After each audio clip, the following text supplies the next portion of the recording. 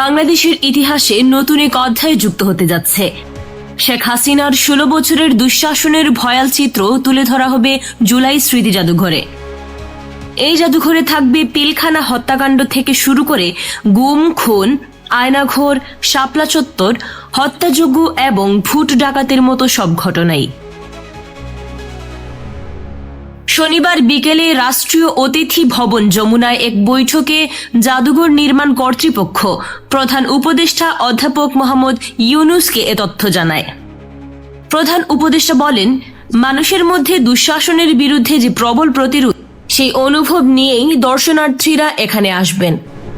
সংস্কৃতি বিষয়ক উপদেষ্টা মুস্তফা সরওয়ার ফারুকী জানান, আগামী 31 অক্টোবরের মধ্যেই নির্মাণ কাজ শেষ হবে এবং নভেম্বরের প্রথম সপ্তাহে উদ্বোধন করা সম্ভব হবে।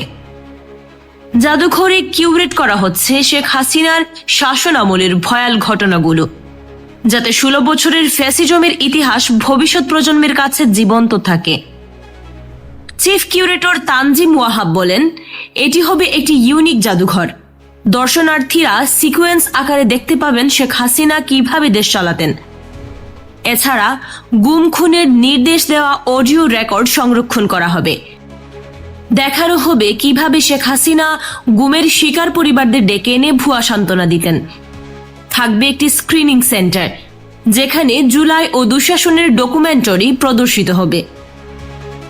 বৈঠকে উপস্থিত ছিলেন গৃহায়ন উপদেষ্টা আদিলুর রহমান খান, আন্তর্জাতিক অপরাধ ট্রাইব্যুনালের প্রসিকিউটর তাজুল ইসলাম, গুম বিষয়ক কমিশনের ডক্টর নাবিলা ইদ্রিস, সংস্কৃতি সচিব মোহাম্মদ মফিদুর রহমান সহ আরও অনেকে।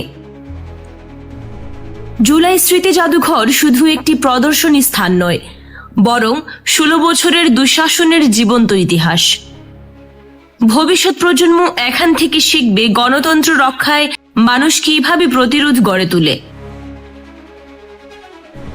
এই ধরনের গুরুত্বপূর্ণ আপডেট পেতে আমাদের সঙ্গে থাকুন। BGN TV 24, সংবাদ যেখানে, বিশ্বস্ততা সেখানে।